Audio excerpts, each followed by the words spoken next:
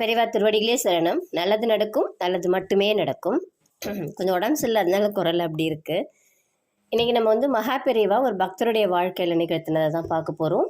அது எல்லாருடைய வாழ்க்கையிலையுமே வந்து பயன்படுத்தக்கூடியது தான். ஒருத்தர் என்ன பண்ணுறாருன்னா, ஒரு தொழிலதிபர்னு வச்சுக்கோங்களேன், திருச்சியில் இருக்கார். அவர் என்ன பண்ணுறாருன்னா, புலம்பிக்கிட்டே இருக்கார் அவருடைய தோழர்கிட்ட, ஃப்ரெண்டுக்கிட்ட. என்னென்னா, என்னுடைய பிள்ளைங்க வந்து நான் சொன்ன பேச்சு கேட்க மாட்டேங்கிறாங்க, ஒழுங்காக படிக்க மாட்டேங்கிறாங்க, நல்ல பழக்க வழக்கங்கள் இல்லை, என்ன பண்ணுறதுனே தெரியல, என்ன பண்ணோம்னாலும் திரும்பி திரும்பி அவங்க வந்து பழைய பழக்கத்துக்கே போகிறாங்க, ரொம்ப கஷ்டமாக இருக்குது. ஆனால் நல்லா தான் நான் சம்பாதிக்கிறேன், எனக்கு வந்து ஒரு பேர் இருக்குது, அந்த பேரை வந்து வீணாக்கிடுவாங்களோன்னு பயமாக இருக்குது. அவர் பிள்ளைகளை பற்றி ரொம்ப கவலைப்பட்டு பேசிக்கிட்டே இருக்கார் அவருடைய ஃப்ரெண்டுக்கிட்ட. அவர் ஃப்ரெண்டு என்ன சொல்கிறாருன்னா, சரி இதுக்கு நான் வந்து ஒரு சுலபமாக ஒரு வழி சொல்கிறேன் அப்படின்னு சொல்லிட்டு சொல்கிறார். என்ன சொன்னார் அவருடைய ஃப்ரெண்டு அப்படின்னா, காஞ்சிபுரத்தில் மகா பெரியவா இருக்காங்க, அவங்கள போய் பாரு, உன்னுடைய எல்லா பிரச்சனைகளுக்குமே ரொம்ப எளிமையாக தீர்வு சொல்வார், நீ போய் பார்த்துட்டு வா, ஒரு தடவை நீ போய் பார்த்துட்டு வா அப்படின்னு சொல்கிறார்.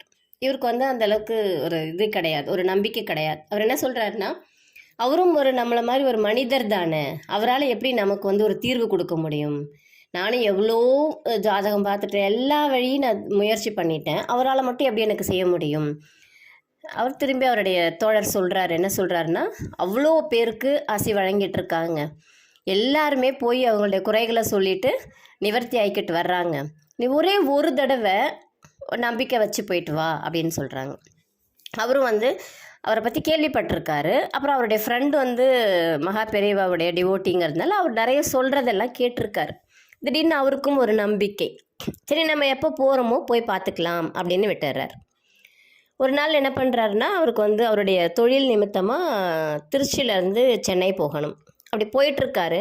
போயிட்டுருக்கும்போது வழி வந்து மாற்றி விட்டுடுறாங்க, அந்த வழி சரியில்லைன்னு சொல்லிட்டு வழியை மாற்றி விட்டுடுறாங்க. அப்போ இவர் என்ன பண்ணுறாருன்னா, நேராக காஞ்சிபுரம் ரோட்டில் போகிறார்.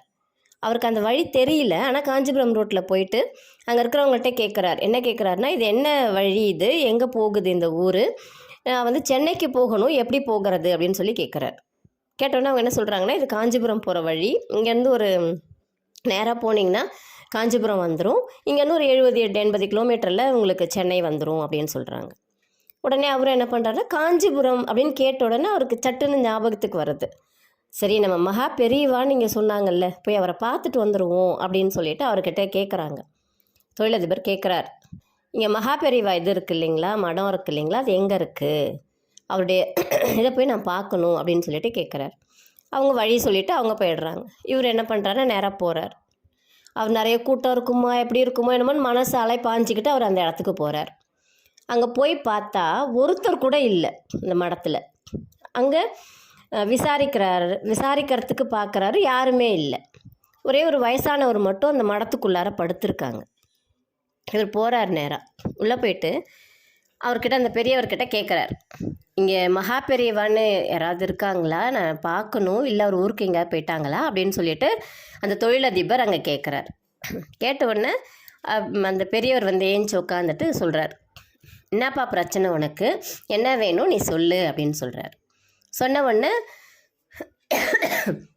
எனக்கு இந்த மாதிரி பிள்ளைகளால் தான் எனக்கு பிரச்சனை, என் பிள்ளைகள் நான் சொல்கிற பேச்சை கேட்க மாட்டேங்கிறாங்க, நல்வழிப்படுத்தவே முடியல என்னால், நானும் எவ்வளோ முயற்சி பண்ணிட்டேன், ஜாதகம்லாம் கூட பார்த்துட்டேன், எவ்வளோ பரிகாரங்கள் செஞ்சுட்டேன், என்னால் முடியல அப்படின்னு சொல்லிட்டு அவர் அழாத குறையாக பெரியவா கிட்ட சொல்கிறார் அவருடைய குறைய. எனக்கு அந்த பெரியவா என்ன சொல்கிறாங்க அப்படின்னா, நீ ஏன்பா அதெல்லாம் உன்னுடைய பிரச்சனைன்னு நினச்சிக்கிற, இதெல்லாமே உனக்குன்னு ஒரு இஷ்ட தெய்வமோ குல தெய்வமோ யாராவது ஒருத்தவங்க இருப்பாங்கல்ல, நீ நம்பி யாரையாவது கும்பிடுவல்ல, அவங்கக்கிட்ட சொல்லு, அவங்கக்கிட்ட இது உன்னுடைய பிரச்சனை, நான் உன்னுடைய பிள்ளை, என் பிள்ளையும் உன்னுடைய பிள்ளை, நீ என்ன பண்ணு, அவரை நம்பி அவங்கள நம்பிடு, அம்பாலாக இருக்கலாம், இல்லை சிவனாக இருக்கலாம், பெருமாளாக இருக்கலாம், முருகராக இருக்கலாம், விநாயகராக இருக்கலாம், யாராக வேணா இருக்கட்டும், அவங்கக்கிட்ட உன்னுடைய பிரச்சனையை நீ ஒப்படைச்சிரு. அவர் கேட்குற, எப்படி பெரியவா, எப்படி தாத்தா நான் செய்கிறது, இது வந்து என்னுடைய தவறுகள் தானே, நான் தானே செய்யணும், எல்லா பிரச்சனையும் நான் தானே சுமக்கிறேன் அப்படின்னு சொல்லிட்டு இந்த தொழிலதிபர் பெரியவா கிட்ட கேட்குறார். உடனே பெரியவா திரும்ப என்ன சொல்கிறாங்கன்னா அவர்கிட்ட, நீ லக்கேஜ் எல்லாம் எடுத்துகிட்டு ட்ரெயினுக்கு போகிற, உன்னால் ஒரு 2 இல்லை 3 தான் தூக்க முடியுது. அதுக்கு மேலே அதிகமாக இருக்குது அப்படின்னா என்ன செய்வேன்? ட்ரெயின்கிட்ட ஏதாவது போர்ட்டர் இருக்காங்களான்னு பார்ப்பேன், அவங்கள்ட்ட கொடுப்பேன், அவங்க தூக்கொண்டு போய் வைப்பாங்க. உன்னுடையதை நீ ஏவா சுமந்துக்கிட்டே போகிற? இல்லை கொஞ்சம் தூரம் எடுத்துகிட்டு போகிற, மீதி எல்லாம் ட்ரெயின் தானே சுமந்துக்கிட்டு போகுது. கொஞ்சம் தூரம் வந்தோடனே என்ன பண்ணிடுது? நீ எல்லாத்தையும் இறக்கிடுற. உன்னுடைய பாரத்தை நீயே ஏன் சுமக்கணும்னு நினைக்கிற அப்படின்னு சொல்லிட்டு பெரியவா அவர்கிட்ட கேட்குறாரு. நீ பகவான்கிட்ட உன்னுடைய பாரத்தெல்லாம் வச்சேன்னா பகவான் எல்லா பாரத்தையும் சுமக்கிறாரு. அப்போது பாரம் அதிகமாகிடும் அவருக்கு. அப்போ எல்லா பாரத்தையும் கொஞ்சம் கொஞ்சமாக குறைக்கணும் அப்படின்ட்டு உன்னுடைய பிரச்சனையும் தூக்கி போட்டுருவார். அப்போது உனக்கு ஒரு தீர்வு கொடுத்துருவாரு. உனக்கு இதுதான் தீர்வு அப்படிங்கிறத அவரே கொடுத்துருவாரு. நீ என்ன செய்யணும், எப்படி செய்யணும் அப்படிங்கிறத அவரே கொடுத்துருவாரு. நீயே உன்னுடைய பிரச்சனையாக நினச்சிக்கிட்டு கஷ்டப்பட்டுட்டு உட்கார்ந்துருக்குற, இது பகவானுடைய பிரச்சனை அப்படின்னு விட்டுரு அப்படிங்கிறார். அப்போ இவருக்கு கொஞ்சம் மனசு லேசாகுது. பெரியவா சொன்ன உடனே லேசாகுது அந்த தொழிலதிபருக்கு. உடனே தொழிலதிபர் என்ன சொல்கிறாரு அப்படின்னா, சரி தாத்தா, நீங்கள் யார் தாத்தா இங்கே இருக்கிறீங்களே, உங்ககிட்ட பேசும்போது என்னுடைய மனசு கொஞ்சம் லயிச்சு போகுது.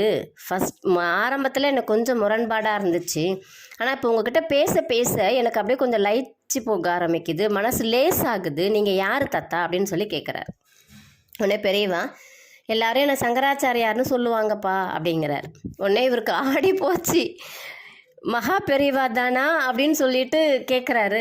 அப்படியும் சொல்லுவாங்கப்பா, எனக்கு தெரியல அப்படின்ட்டாரு பெரியவா. உடனே அவர் சாஷ்டாங்கமாக காலில் விழுந்து, பெரியவா இங்கே நிறைய கூட்டம் இருக்குன்னு நினச்சிட்டு வந்தேன், எனக்கு நீங்கள் கூட்டம் இல்லைன்றதுனால நீங்கள் இல்லைன்னு நினச்சிட்டு யாரோ ஒருத்தர் நினச்சி நான் பேசிகிட்டு இருந்துட்டேன், என்னை மன்னிச்சிடுங்க அப்படின்னு சொல்லி கேட்டுட்டு அவர் திரும்பி இப்படி பார்க்குறாரு. அவ்வளோ கூட்டம் இருக்கும். இவர் ஒரு நொடி நம்ம அங்கே போகணும், பெரியவா கிட்ட பிரச்சனையை சொல்லணும் அப்படின்னு நினச்சதுக்கு பெரியவா அவரை வரவழைச்சி அவருக்குரிய ஆலோசனைகளையும் சொல்லி அவரை ஆசுவாசப்படுத்தி அனுப்பி வைத்தார். நீங்கள் என்ன மாதிரி பிரச்சனைகள் இருந்தீங்கனாலும் சரணாகதி அடையுங்க பெரியவா கிட்ட. இல்லை உங்களுக்கு பிடிச்ச கடவுள்கள்கிட்ட சரணாகதி அடைஞ்சிங்க அப்படின்னா அதற்குரிய வழியை பெரியவா இருந்த இடத்துலேருந்தே செய்வாங்க. கடவுள்களும் அவங்கவுங்க என்ன உங்களுக்கு வேண்டுமோ அதை செய்வார்கள். ஆனால் உங்களுக்கு தேவை ஒரே ஒரு நம்பிக்கை. அவங்க நமக்கு செய்வாங்க, வழிகாட்டுவாங்க அப்படிங்கிற நம்பிக்கை மட்டும்தான் நமக்கு வேணும். ரொம்ப எளிமையான வழி, இதை விட எளிமையான வழி எதுவுமே இருக்க முடியாது. சரணாகதி தத்துவம் தான் இன்றைக்கி நம்ம இந்த பதிவில் சொல்லியிருக்கிறது. பயன்படுத்திக்குங்க. வாழ்க்கையில் எல்லாருமே முன்னேறுங்க, நம்பிக்கையோடு முன்னேறுங்க. உங்களுக்கு ஜாதகம் பார்க்கணும், இல்லை மலர் மருத்துவம் ஏதாவது தெரிஞ்சுக்கணும், மலர் மருத்துவம் ஆலோசனை வேணும் அப்படின்னாக்கா இந்த பதிவில் வர்ற எண்ணுக்கு தொடர்பு கொள்ளுங்கள். நல்லதே நடக்கட்டும். நன்றி, வணக்கம்.